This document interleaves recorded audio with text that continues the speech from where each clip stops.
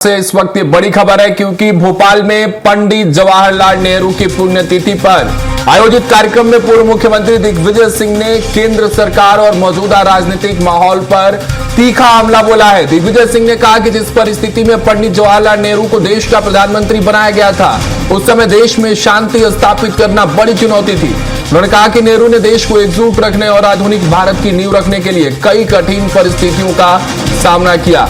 उन्होंने कहा कि नेहरू हमेशा सांप्रदायिकता के खिलाफ थे। दिग्विजय सिंह के मुताबिक नेहरू का मानना था कि सांप्रदायिकता देश में नफरत फैलाती है और बहुसंख्यक सांप्रदायिकता अधिक खतरनाक होती है, जो आज देखने को मिल रही है। तो ये बड़ी खबर है इसलिए क्योंकि पूर्व मुख्यमंत्री दिग्विजय सिंह के इस बयान के बाद राजनीतिक गलियारों में हलचल तेज हो गई है। जिस तरह से इन्होंने बयान दिया, अब सवाल यह है कि जिस तरह से लोकतंत्र को खतरे में बता रहे हैं, कांग्रेस लगातार इसको लेकर सवाल उठाते रहती है और सवाल यह कि क्या विपक्ष लगातार इस पर जिस तरह से सवाल उठाता है, ये सवाल वाकई है या कोई नैरेटिव सेट करने की कोशिश एक बार फिर से बयान और इस कार्यक्रम के जरिए की गई है।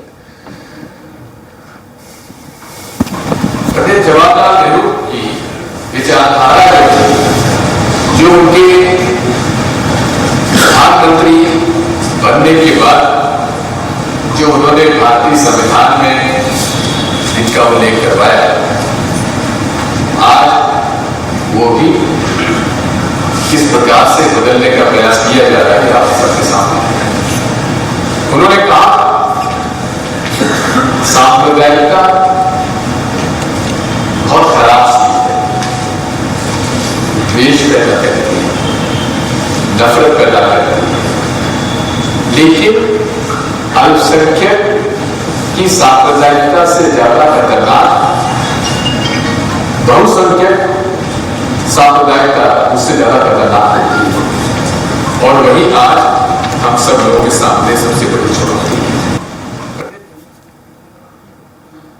तो चलिए इस खबर पर और चर्चा करने के लिए हमारे साथ executive editor Ajay Tripathi sir जुड़ रहे हैं। उनका रुख करते हैं और इस बयान के असली मायने को समझते हैं। अजय सर, जिस तरह से दिग्विजय सिंह ने यह बयान दिया है, इसको सामाजिक संदेश माना जाए, पॉलिटिकल संदेश माना जाए या सामाजिक चिंता?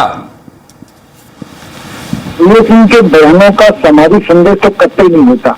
दिग्विजय सिंह के बयानों में सिर्फ राजनीति होती है और मुझे लगता है कि उन्होंने ऐसे समय पर ये बयान दिया है। दिग्विजय सिंह ने आज बड़े बहाना हो पंडित जवाहरलाल नेहरू जी की पुण्यतिथि का, पर दिग्विजय सिंह ने बहुत ऐसे समय पर बकरीद के त्योहार को लेकर के जगह जगह बवाल हो रहा है, सड़कों पर नमाज पढ़े जाने को लेकर के, बकरी कुर्बानी को लेकर के पश्चिम बंगाल में, उत्तर प्रदेश में, मध्य प्रदेश के तमाम इलाकों में, और उसके अलावा भोजशाला वाला मामला अभी अभी निपटा है जिसको लेकर पूरे देश में चर्चा है। तो ऐसे समय में दिग्विजय सिंह का ये बयान सांप्रदायिकता, बहुसंख्यक सांप्रदायिकता से ज्यादा खतरा है, ये पूरे हिंदुस्तान में एक नया मैसेज देने की कोशिश की गई है और स्वाभाविक रूप से इस तरह के बयान एक नई पॉलिटिकल बहस छेड़ देते हैं।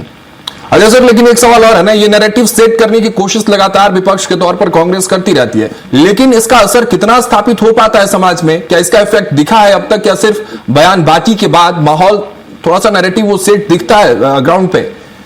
देखिए, सांप्रदायिकता का मतलब हम लोग मुसलमान और हिंदू समझते आए हैं, समझते हैं और उसी मुद्दे पे काम होता है। ऐसे में अगर दिग्विजय सिंह जैसा बड़ा नेता सांप्रदायिकता को बहुसंख्यक से जोड़ता है तो साफ बयान है कि वर्तमान जो सरकार है, चाहे वो केंद्र की हो या प्रदेश की हो, ये सांप्रदायिक का सरकार है या सांप्रदायिक उस सनातन को बोल रहे हैं।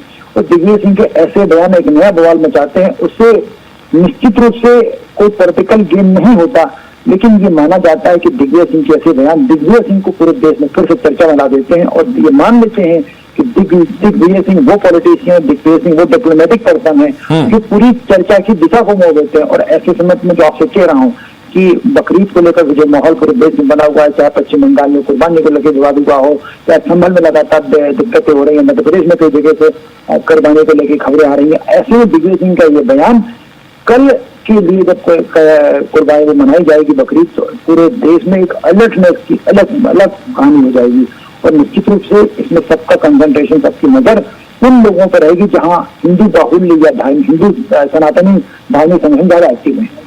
जी ठीक है, बहुत शुक्रिया ईश्वर हमारे साथ जुड़ने के लिए। तमाम जानकारी आपने साझा की और तमाम आपने मायने समझा इस बयान को लेकर कि आखिर क्या कुछ हो सकते हैं। जिस तरह से अदिल सर ने इस बयान को लेकर साफ तौर पर जो तस्वीरें साफ की, कहानी वही है कि बकरीद से पहले टाइमिंग को लेकर सवाल है, सांप्रदायिक कौन है ये बड़ा सवाल है। और जिस तरह से अल्पसंख्यक और बहुसंख्यक को लेकर अब एक इस नए बयान के बाद नया सियासी जंग जो है राजनीतिक गलियारों में देखने को मिलने वाला है उसको लेकर, क्योंकि दिग्विजय सिंह के बयानों में सामाजिक संदेश कुछ नहीं होता है। जो कुछ भी होता है सब कुछ राजनीतिक संदेश होता है। लेकिन एक बार और आपको ये पूरा बयान सुनवाते हैं कि आखिर दिग्विजय सिंह कह क्या रहे हैं, सुनिए।